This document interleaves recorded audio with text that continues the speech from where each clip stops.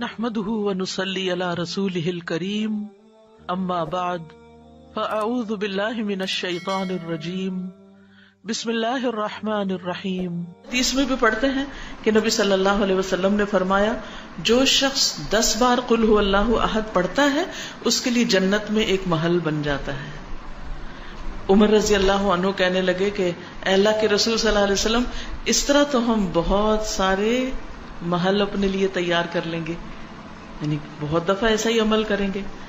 آپ نے فرمایا اللہ کے پاس اس سے بہت زیادہ ہے، بہت اچھا ہے، یعنی تمہارے گمان سے کہیں زیادہ ہے اس کے پاس. اور پھر آپ دیکھیے کہ ایک اور شخص کے بارے میں آتا ہے کہ وہ ایک بار ساری رات اسی سورت کی تلاوت کرتے رہے، اسی کی تکرار، اسی کی تکرار، اسی کی تکرار. قل هو اللہ احد اللہ الصمد لم یلد ولم یولد ولم یکن لہ کفوا احد.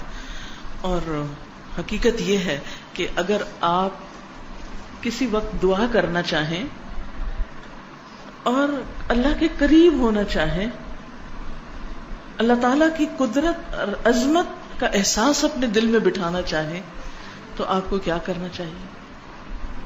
بغیر گنے کئی بار قل هو اللہ احد. اگر آپ کو ریاکاری کا ڈر ہے، شرک کا اندیشہ ہے، شرک سے ڈرتے ہیں، اپنے اندر اخلاص پیدا کرنا چاہتے ہیں تو اسی سورت کو پڑھیں، بار بار پڑھیں اور پھر اس کی تاثیر آپ دیکھیں. یہ کرنے سے پتہ چلتا ہے. نبی صلی اللہ علیہ وسلم کو جب یہ بات پتہ چلی کہ وہ ساری رات ہی پڑھتا رہا تو آپ نے اس کو منع نہیں کیا.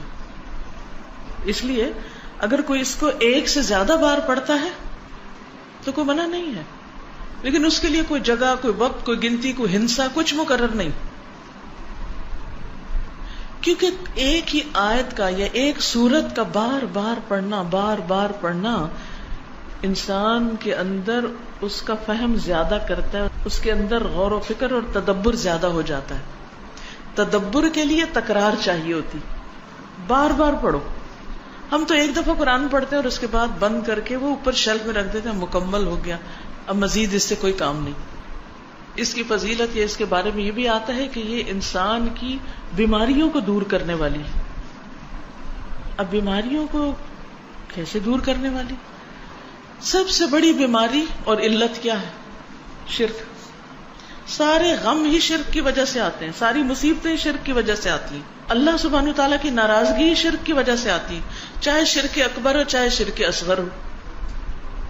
شرک اکبر تو بتوں کو پوجنا، اور شرک اصغر کیا؟ ریاکاری کرنا، دکھاوے کے کام کرنا، اپنے نیک کاموں پہ فخر کرنا، لوگوں کو بتانا کہ میں کیسا کیسا نیک ہوں. تو اس کا علاج کیا ہے کہ انسان قل هو اللہ احد پڑھے.